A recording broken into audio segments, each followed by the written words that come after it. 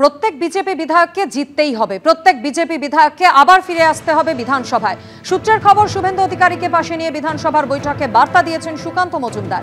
কেন্দ্রীয় শিক্ষা প্রতিমন্ত্রীকে স্বাগত জানিয়ে পোস্টারও দেওয়া হয় বিধানসভায়। এদিন বেলা 12টা থেকে বিধানসভায় বিজেপি বিধায়কদের বৈঠক শুরু হয়।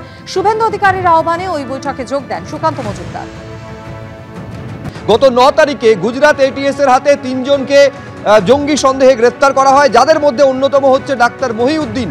তাকে জিজ্ঞাসাবাদ করে জানা যায় যে রেড়ির তেল থেকে অত্যন্ত বিষাক্ত রাইসিন নামে একটা পদার্থ, সেইটা খাবারের সঙ্গে মিশিয়ে গণহত্যার ছক ছিল জঙ্গিদের। এই তথ্য সামনে আসার পর জৈব অস্ত্র ব্যবহার করে গণহত্যার ছকের কথা স্পষ্ট হয়েছে। প্রশ্ন উঠছে যে 3 জনকে গ্রেফতার করা হয়েছিল তারা আইএসকেপি অর্থাৎ ইসলামিক স্টেট খোরাসান প্রভিন্সের সদস্য।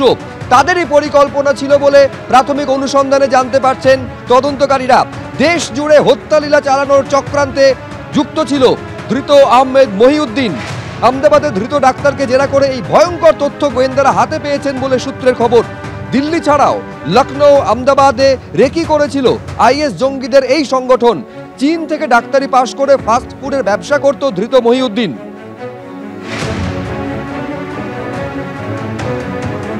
এইখানে প্রশ্ন উঠছে, এই যে আহমেদ মহিউদ্দিন চীন থেকে এমবিবিএস পাশ করেছিল, কিন্তু ভারতে আসার পর সে ডাক্তারি পেশার সঙ্গে না গিয়ে ফাস্ট ফুডের ব্যবসা করত।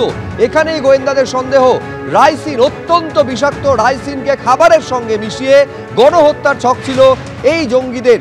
এই জঙ্গি আইএসআইএস এর এই সংগঠন, যেটা আইএসকেপি নামে পরিচিত, অর্থাৎ ইসলামিক স্টেট খোরাসান প্রভিন্স।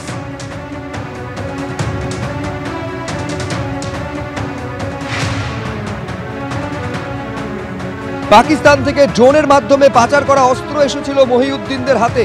ডাক্তারির বদলে ফাস্ট ফুডের ব্যবসার আড়ালে গণহত্যার ছক ছিল মহিউদ্দিনের, এমনটা সূত্র মারফত জানা যাচ্ছে। এই মহিউদ্দিন, যাকে আপনারা ছবিতে দেখতে পাচ্ছেন, গত 9 তারিখ 3 জনকে গ্রেফতার করে গুজরাট এটিএস। এই 3 জনের মধ্যে অন্যতম হচ্ছে এই ডাক্তার মহিউদ্দিন। তাকে জিজ্ঞাসাবাদ করে এই চমকে দেওয়ার মতো তথ্য সামনে এসেছে। জৈব অস্ত্র ব্যবহার করে গণহত্যার ছক জঙ্গিদের। অর্থাৎ একদিকে যখন জেইএম, অন্যদিকে আইএসকেপি।